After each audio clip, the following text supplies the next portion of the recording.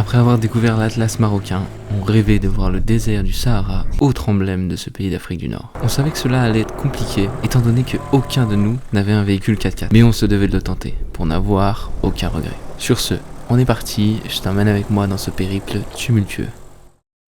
On se retrouve dans une palmeraie aux abords de l'Atlas.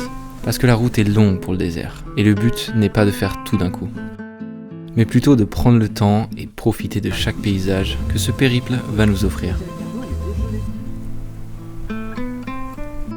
D'ailleurs, à peine arrivés, que nous voilà déjà partis avec 2 guides locaux qui souhaitaient nous montrer leur endroit préféré.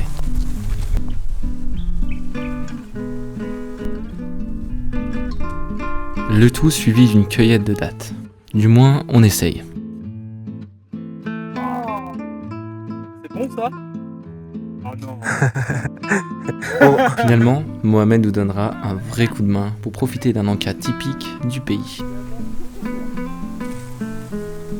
Et au final, on repartira que le lendemain matin, après avoir partagé un petit thé avec Mohamed.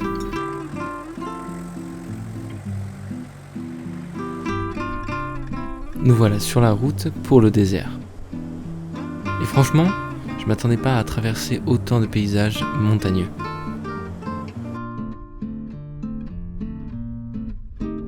On vient de faire une pause pour pouvoir apprécier le paysage qui est juste magnifique. Et là, je me suis rendu compte qu'en fait, à mon pneu arrière droit, j'ai une fuite qui est assez conséquente. Du coup, on va continuer à rouler. On va essayer de s'arrêter au prochain village pour voir ce qu'on peut faire. Et après quelques minutes de route, on se retrouve dans la vallée verdoyante du Dra. Et je t'avoue que c'est quand même intriguant de voir autant de verdure au milieu de ce paysage désertique. Là, on vient de rentrer vraiment dans la vallée et ça se ressent de fou. Parce qu'il y a de plus en plus de verdure, de palmiers et en même temps d'ombre, ce qui fait extrêmement plaisir par ces chaleurs. On en profite par la même occasion pour faire une pause dans le village de Tamougalt, ce qui nous donne l'occasion de flâner dans celui-ci et de découvrir ce qu'est une kasbah. Et une kasbah, ce n'est autre qu'une citadelle, qu'elle soit fortifiée ou non. En d'autres termes, c'est un village dans un village. Ces bâtiments étaient les endroits de vie des personnes notables de la région. Et à l'intérieur, tu retrouveras tout ce dont tu as besoin, c'est-à-dire un accès à l'eau, des ruelles pour se déplacer entre les différents quartiers, qui sont d'ailleurs parfaites pour éviter les grandes chaleurs, car de par leur construction, elles se situent toutes à l'ombre. Et aussi étonnant que cela puisse paraître, des animaux qui ont leur propre cour intérieure.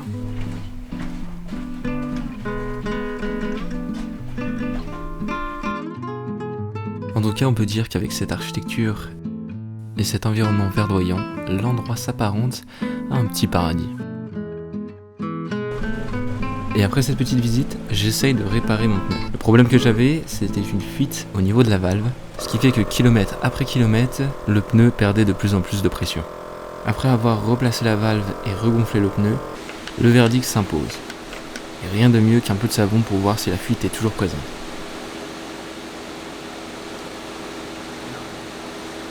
Magnifique. On repart donc pour cette quête du désert.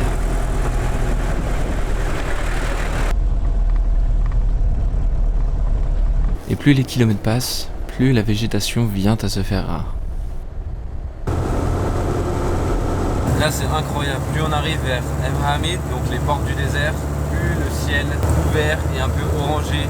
En fait avec le vent qui est en ce moment, ça relève toute la poussière et le sable. Et ça te fait une ambiance assez bizarre. À ce moment-là, on arrive non loin de Tinfou. C'est l'occasion d'ailleurs pour nous d'aller se balader un petit peu dans les pistes environnantes, où l'on peut apercevoir les premiers paysages désertiques qu'on recherchait tant.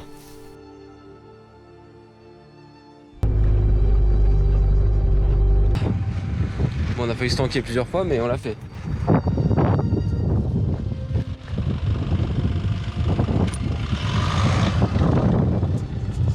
Plein milieu des dunes. Et c'est le lendemain matin que le temps se montrera beaucoup plus clément, nous laissant une ouverture parfaite pour découvrir pleinement l'endroit.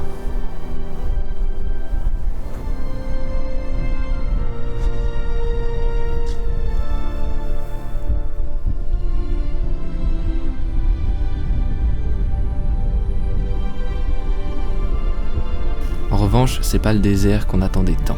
mais cet endroit nous donnera un avant-goût de ce qu'on prévoit pour la suite.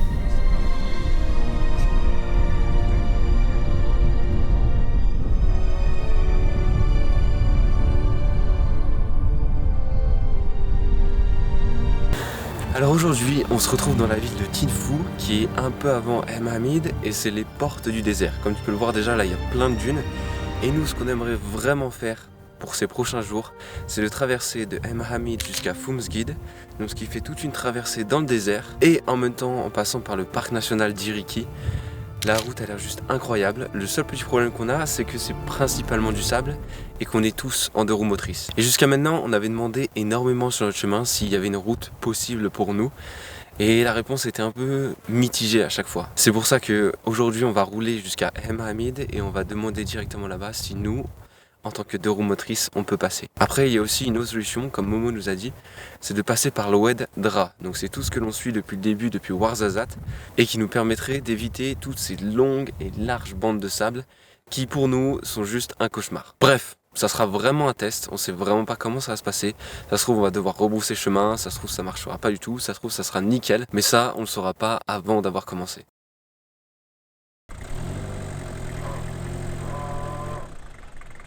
Comment dire? Je ne pouvais pas te donner un meilleur exemple que celui-ci.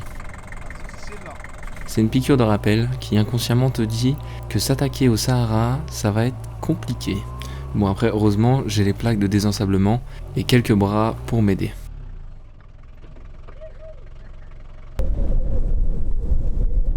Bon, après s'être tanké avec Momo, il nous a invités à boire le thé ensemble. Donc on en profite histoire de partager ce moment avant de repartir en direction de Hamid. Mais en tout cas, ça n'a pas traîné avant le premier ensablage.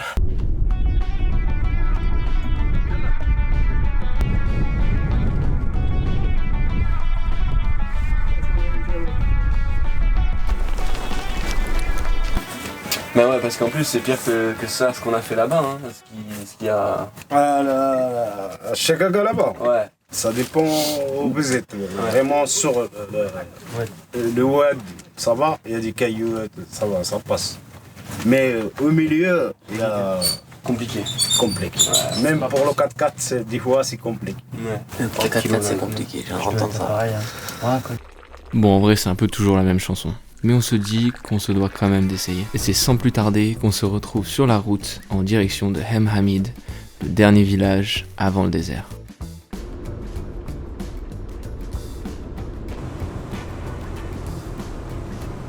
L'arrêt est obligatoire à la dernière station. Après ça, il ne restera plus qu'une dizaine de kilomètres pour qu'on soit en plein cœur du désert.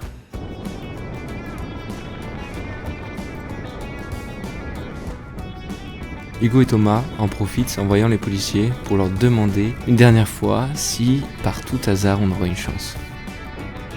Ils nous ont pris un peu pour des fous. Hein. Ah ouais. Ils ont dit exactement. Avec ça, Inch'Allah. La route principale c'est bon. Là c'est bon. Ouais. Ok, et en bas. Et Loued, il a dit j'ai jamais fait, mais avec ça. Et après il a dit il y a du sable quand même. Il a dit la meilleure route c'est de remonter à Sakura et passer par le pont. J'ai dit on va essayer si ça passe pas. Il a fait. Inch'Allah. Nickel. Et on est d'accord que toute personne normale se serait dit bon, peut-être que c'est pas forcément la meilleure idée à faire. Mais nous, on avait tellement envie, on rêvait tellement de traverser cette partie-là du désert qu'on n'avait pas du tout envie d'entendre ces mises en garde. On arrive finalement, quelques minutes plus tard, à Hamid.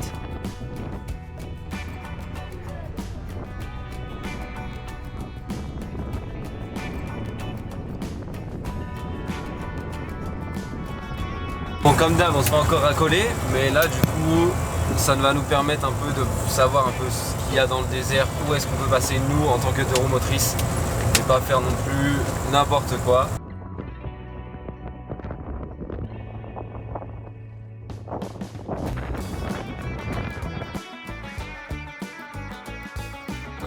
Nous, ça nous bottait bien de partir là-dedans, mais c'est vrai qu'après, il y a l'envie et la raison que... il y a un peu de tout. S'ensuit une longue discussion sur les différentes possibilités et les solutions qui pourraient s'offrir à nous pour pouvoir traverser cette partie du désert.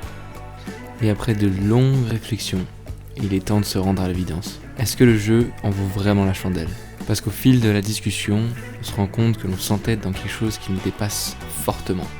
On n'a aucune connaissance, de plus, on n'a même pas de pièces de rechange. Donc si on pète un truc, on est vraiment mal. C'est à ce moment-là qu'on se dit que c'est pas la peine, surtout avec les véhicules qu'on a. Mais au moins, on aura essayé jusqu'au bout. Et c'est un peu déçu, je te l'avoue, qu'on reprendra la route en direction de Zagora.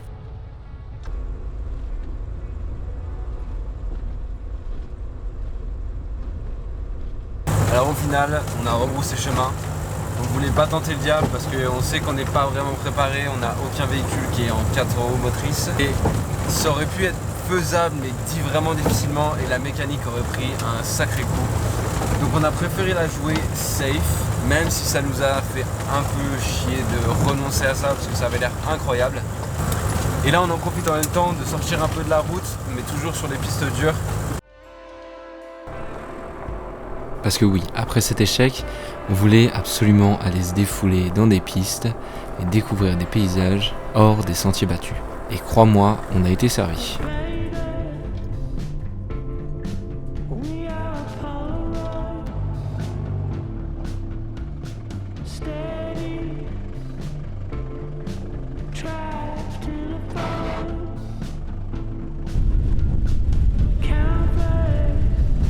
Et bah je peux te dire qu'on n'est pas allé dans le Sahara, mais là on a fait une piste mon gars. Moi je me suis tanké, là t'as Jordan qui est tanké à l'instant. Il va falloir sortir les plaques et tout ça encore comme d'hab. Là on est dans une zone vraiment sableuse, on galère. T'as compris? Petite accélération, tu montes sur lui.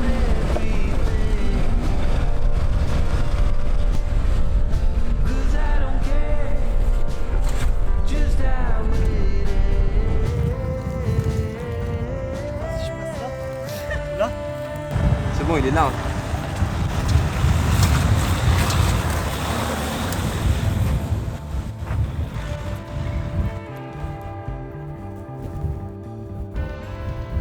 Oh, facile. Et là, il glisse, il emboutit 2 bagnoles. C'est bon, tout le monde est sorti, on peut continuer. Mais en tout cas, j'ai une dose de sable sur moi, dans les narines, dans les yeux et sur ma peau, c'est incroyable. On continue cette piste pendant encore une bonne heure. Notre but, après cette journée éprouvante, passer une nuit au camping pour pouvoir réfléchir à la suite. Et pour ce qui est des jours qui vont suivre, on a un plan. Du moins, on n'en démord pas, on veut absolument aller dans le désert. Alors, comment dire? On s'est quand même bien loupé hier. On n'a fait aucun des trucs qu'on avait prévus. Tout ce qu'on a fait, c'est qu'on allait au camping. Comme ça, on pouvait faire toute notre lessive, se laver, parce qu'on était tous full poussière. Il y avait du sable partout dans les véhicules, donc ça nous a permis aussi de les laver un petit peu. Le but, c'était de repartir sur une base assez propre. Maintenant que tout ça est fait, on va pouvoir prendre la route de Fumsgid, donc le village qu'on devait rejoindre depuis Hamamid à travers le désert. C'est qu'on va prendre la route goudronnée. Et à partir de Fumsgid, on va reprendre la piste. Parce que tout le monde nous a dit que cette piste-là était dure et pas sableuse. Donc on va la prendre jusqu'à ce que ça devienne du sable. Et Inch'Allah, on va aller pouvoir voir les dunes de Sheliga et les dunes du désert.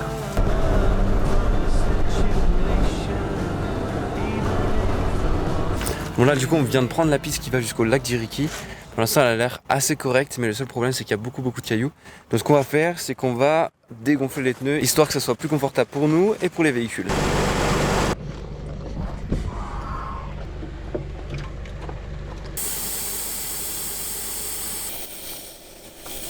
Alors au final, du coup je suis pas descendu à fond. On a mis 2,5 à l'arrière en barre et 2,1 devant. Donc alors que de base il y a 4 à l'arrière et 2,8 devant. On va voir ce que ça donne, voir comment ça se comporte. Et puis si ça se coûte toujours trop, on peut redégonfler un peu. Sur ce, tout le monde est bon, on est parti.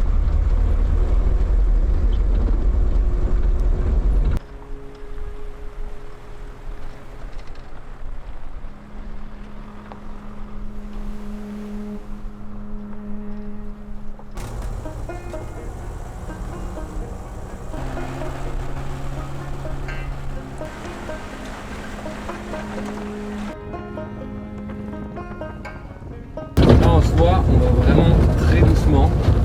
On est à même pas 20 km/h. Parce que la piste en soi n'est pas technique, mais il y a tellement de cailloux qu'il faut vraiment aller doucement si on veut pas tout péter. Et vu qu'on n'a pas non plus beaucoup de protection pour tout ce qui est carter et tout ce qui est en dessous niveau moteur, on y va tranquille. Et plus on avance, plus on a l'impression qu'on s'est trompé. Parce que tous les véhicules que l'on croise sont tous en 4x4. Mais ça nous importe peu. Parce qu'avant de partir, on s'était dit que tant qu'on n'est pas bloqué, on fera pas demi-tour. On vient de s'arrêter pour faire une petite pause et là il y a un convoi de camions énorme qui passe et on se dit qu'on joue pas dans la même cour là.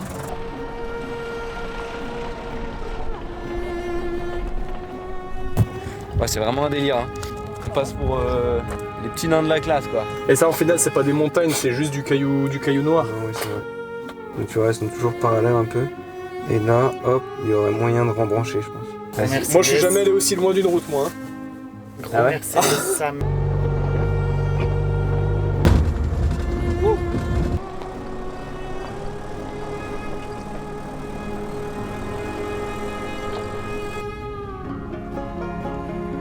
Là maintenant ça devient un poil plus complexe parce qu'on a une grosse descente avec plein de cailloux dedans. Et Hugo et Francis, je suis pas sûr qu'ils passent là-dedans. Pour l'instant on regarde à pied voir s'il y a des possibilités et après on avisera.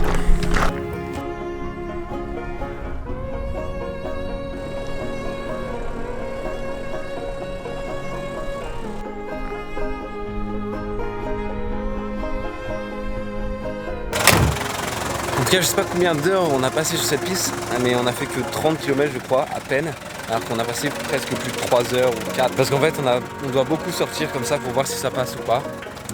Donc, ça prend du temps. Mais en voyant ces paysages qui défilent, on est plutôt content de s'être lancé là-dedans. En plus de ça, on est tout seul. Ce qui peut faire peur à première vue, surtout si t'arrive un truc, mais pour nous, c'est le grand kiff. On savoure pleinement ces grands espaces inhospitaliers.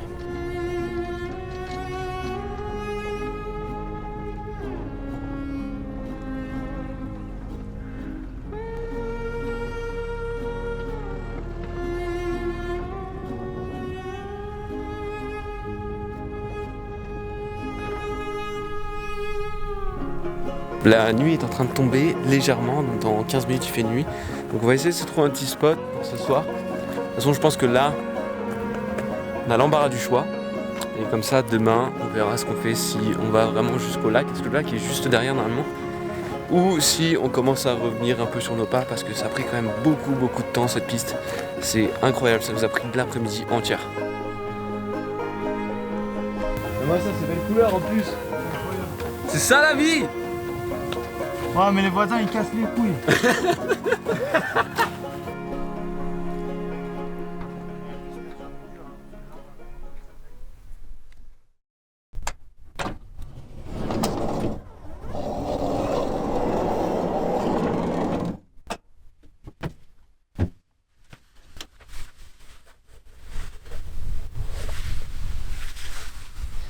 Ce matin, on a le sentiment d'avoir réussi notre objectif, car on a passé la nuit dans un endroit désertique. Même si de base on voulait absolument aller au pied des dunes, on se dit qu'on a quand même parcouru un sacré chemin pour venir jusqu'ici.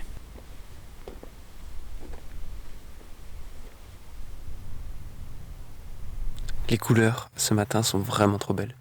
En plus de ça, tu as presque aucun bruit, c'est ultra apaisant.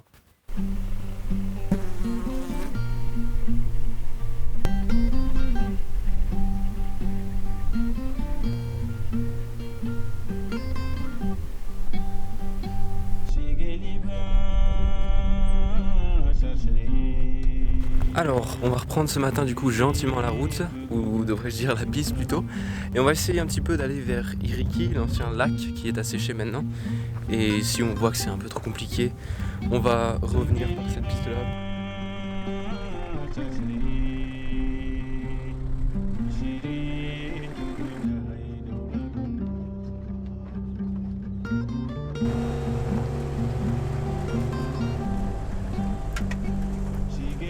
Et après quelques kilomètres, on aperçoit enfin les dunes tant espérées. On s'empresse donc d'aller au pied de celle-ci.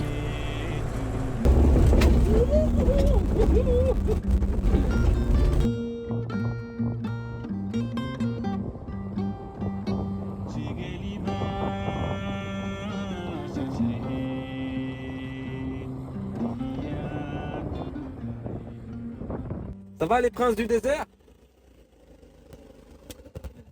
Alors? Sahara, il disait? Eh, facile, hein? Regarde, on s'enfonce.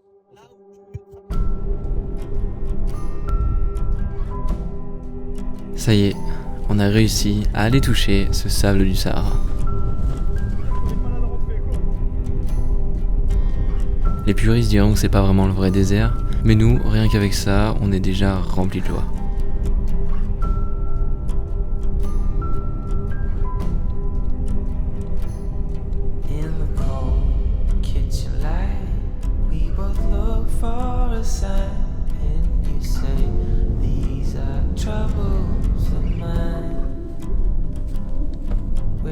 Je préparerai ma table de camping et on va voir si ça peut faire une luge.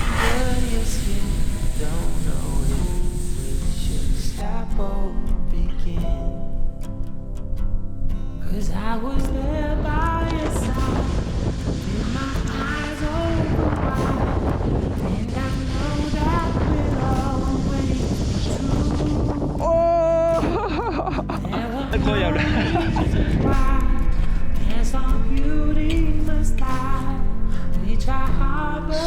Ça arrête pas, c'est les yeux.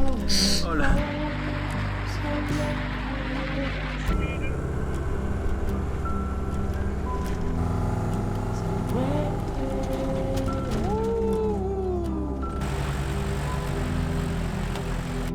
En tout cas, ce qu'on retiendra de ce périple, c'est qu'il y a toujours une solution. Et sinon, j'espère que la vidéo t'aura plu. Si c'est le cas, explose-moi ce bouton like ou fais-le moi savoir dans les commentaires. Sur ce, je te dis à plus, la bise.